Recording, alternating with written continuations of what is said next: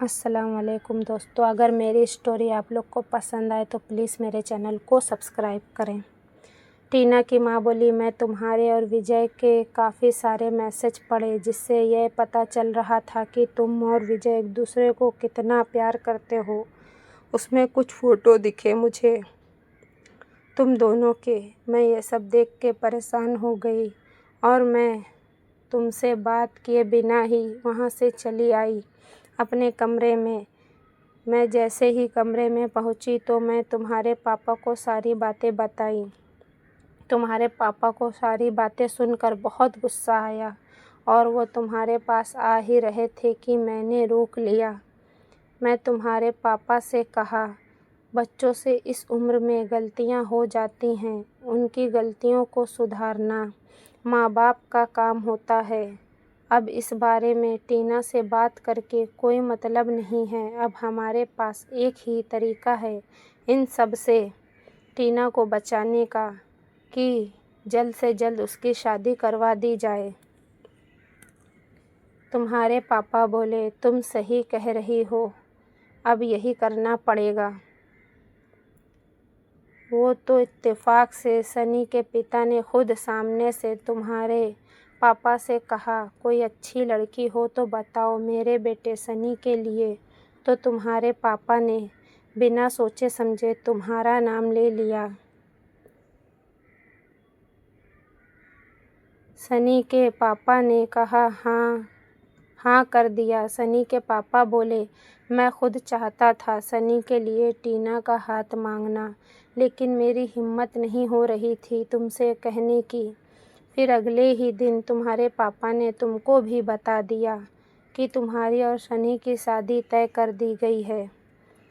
टीना ने अपनी माँ की सारी बातें सुनी तो पर उस पर यकीन नहीं किया। टीना बोली, माँ आपको ज़रूर कोई गलतफहमी हुई है। विजय बहुत अच्छा लड़का है।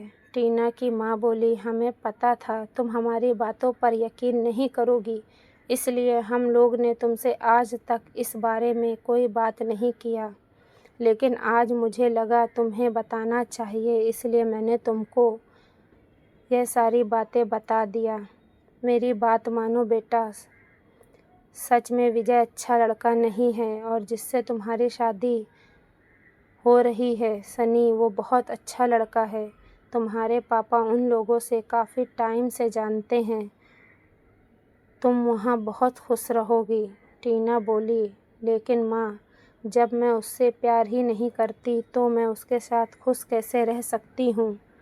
टीना की माँ बोली, प्यार ही सब कुछ नहीं होता ज़िंदगी में, और भी बहुत कुछ ज़रूरी है, जैसे कि हमारा पार्टनर हमें समझने वाला होना चाहिए, एक अच्छा इंसान होना चाहिए और हर हाल में हमारा साथ देने वाला होना चाहिए। ज़िंदगी आसान हो जाती है। टीना बोली, लेकिन माँ, टीना का इतना बोलना ही था। टीना की माँ बोली, लेकिन कुछ नहीं, खाना रख के जा रही हूँ, खा लेना और अब और कोई तमाशा मत करना, नहीं तो तुम्हारे पापा क्या करेंगे ये मैं भी नहीं जानती। टीना की माँ इतना समझा कर चली गई वहाँ से, लेकिन टीना को अपनी माँ की किसी भी बात पर भरोसा नहीं था। उसको लग रहा था कि उसकी माँ उससे झूठ बोल रही है। शायद विजय उनकी बराबरी का नहीं है हैसियत में, इसलिए पापा ये सब कर रहे हैं मेरे साथ। जैसे तैसे पूरी रात गुजर गई और सीमा ने अगले दिन सुबह होते ही टीना को फ़ोन लगाया और उससे पूछा, टीना तू कैसी है। टीना बोली, हाँ मैं ठीक हूँ, मेरी फ़िक्र मत कर, मुझे तुझसे कुछ बात करनी है। और टीना ने सब कुछ सीमा को बताया, जो जो उसकी माँ ने उसको बताया था। तो सीमा बोली, विजय ऐसा लड़का लगता तो नहीं है, लेकिन फिर भी अगर आंटी इतनी बड़ी बात तेरे से बता रही हैं, झूठ तो नहीं बोल रही होंगी। टीना बोली, मुझे पता है मम्मी झूठ ही बोल रही हैं, क्योंकि विजय हम लोगों के बराबरी का नहीं है। पैसों के मामले में वह हमसे कम है, तभी तो पापा ने अपने से ज़्यादा वालों में मेरी शादी लगाई है। सनी की फैमिली हमारे से 2 गुना ज़्यादा हैसियत में है। वो लोग बिज़नेस के मामले में टॉप पर आते हैं। सीमा बोली, हो भी सकता है ऐसा हो, लेकिन अब तू क्या करेगी? टीना बोली, मुझे खुद नहीं पता मैं क्या करूँगी। बस मैं इतना चाहती हूँ कि एक बार विजय के बारे में पता चल जाए। मैं उससे सामने बैठकर बात करना चाहती हूँ। मैं उसे सब कुछ बताना चाहती हूँ। मुझे पता है वो मेरा साथ ज़रूर देगा। सीमा बोली, तू परेशान मत हो, मैं पता लगा रही हूँ। जैसे ही पता चलेगा कि वो कब आने वाला है, मैं सबसे पहले तुझे ही बताऊँगी। बस तू ऊपर वाले से दुआ कर कि वो तेरी शादी होने से पहले ही आ जाए।